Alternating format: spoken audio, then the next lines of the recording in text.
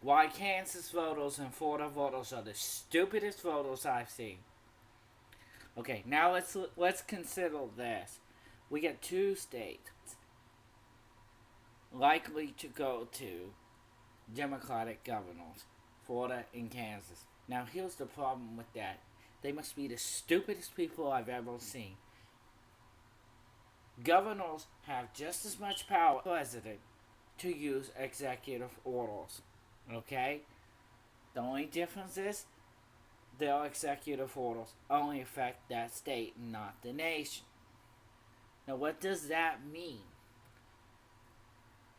Tuesday is election day. It means that these two win. You got Andrew Gillum to win in Florida, Laura Kelly to win in Kansas. This is what this means. That these people who are liberal, very left liberals, have said they would use executive order if the state legislators would not give them what they want. What do they want? They've been straightforward. Laura Kelly claims to be Second Amendment supporter, so they ever. However, if you look at the policies that they put forward, you see they are not. Andrew Gillum has said that he wants to classify any gun that can be modified to take 10 or 12 bullets as an assault weapon. I'd like you to understand this. Any gun can be classified as an assault weapon under that term because any gun can be modified. Any single gun from your regular old pistol. So what he's really using as an excuse of saying, okay, 10, 12. But what he really is going to do is ban all semi-automatic guns. He's not going to look for the legislature. He's not going to care about the Constitution. Hell no. He's going to care about his pen. Obama said when Obama was president. But you can't do anything about it. Because so many stupid voters. Very stupid in the head. They got some issues or whatever. And they didn't think that. And you know what else Andrew Gillum's going to do? He's going to make taxpayers fund abortions. You know, and that's the thing. It's they don't understand that. The voters there. He can do that without the legislator. All is direct to agencies to do that. Say, okay, taxpayers' money will go towards abortions. Just sign a little his pen and his phone. His pen and his phone. Okay, now, that's not the only thing. And now, let's look at Laura Kelly. Laura Kelly says that she's a Second Amendment supporter. But that was until 2016. If you look at her voting record. She's changed from being a Second Amendment supporter, a more moderate, to a liberal because that's how her base has changed.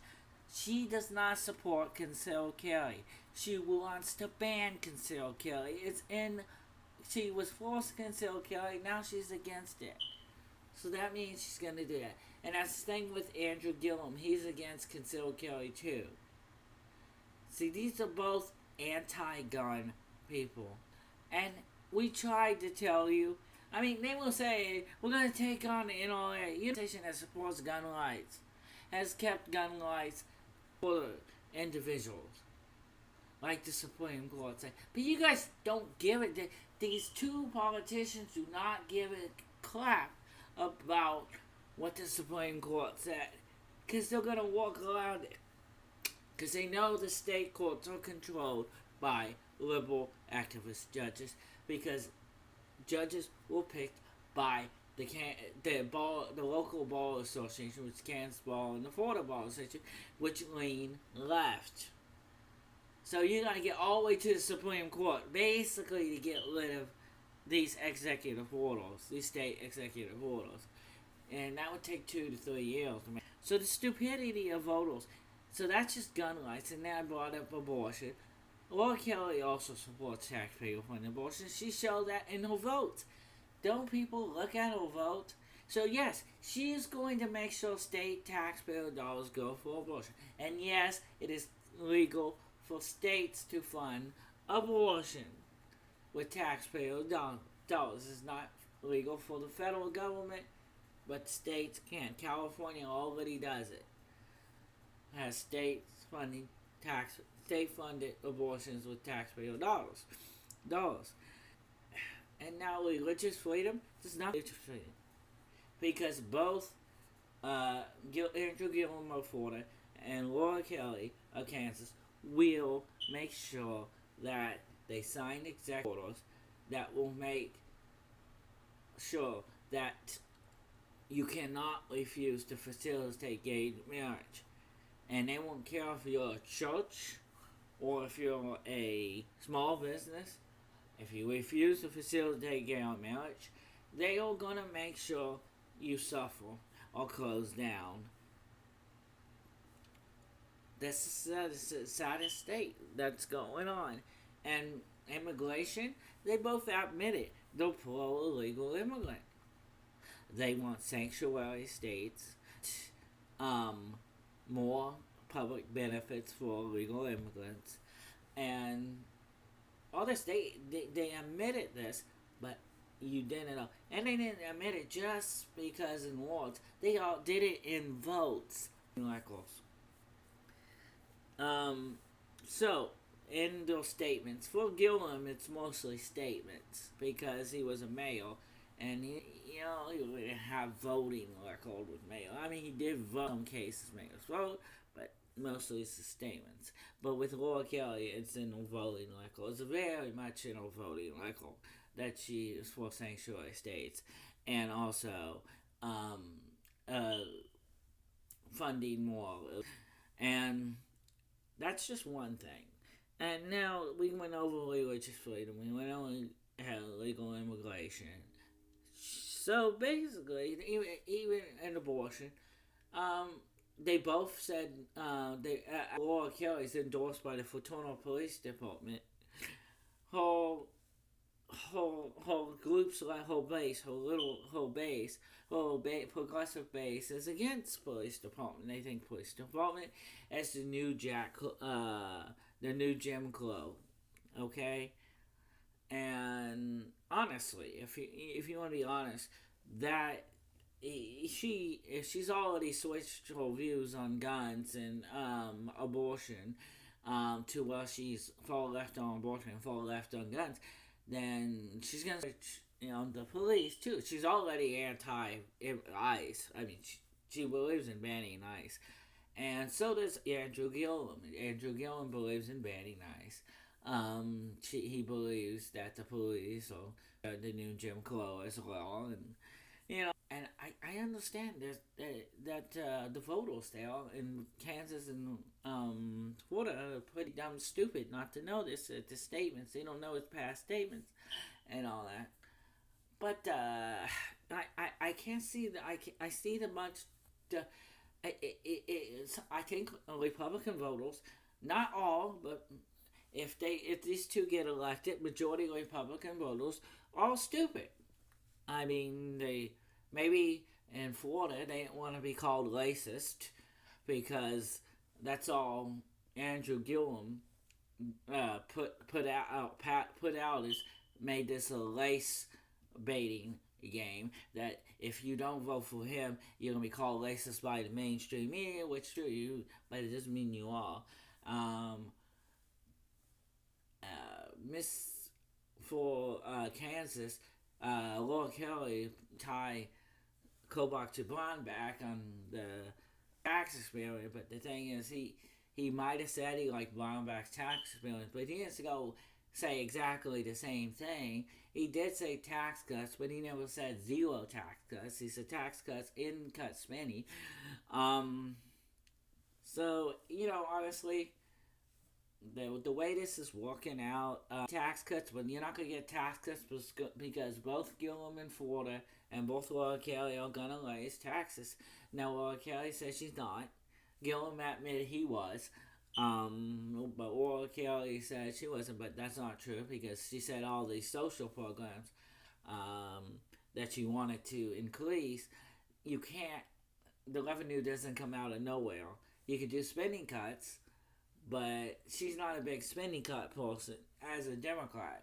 So she's gonna have to raise taxes, and she ain't gonna get to. She isn't going to get the legislator because the legislator already increased taxes enough, and so she's gonna have to do it by executive order again, which is, to me, executive order was just to basically get around the legislator in this case. So there's nothing you can do. These policies will happen in Kansas because they're going to do executive orders with Andrew Gillum and or Kelly in Kansas. Andrew Gillum in Florida and Warren Kelly. And honestly, there's nothing that will help you now. You made your decision, voters.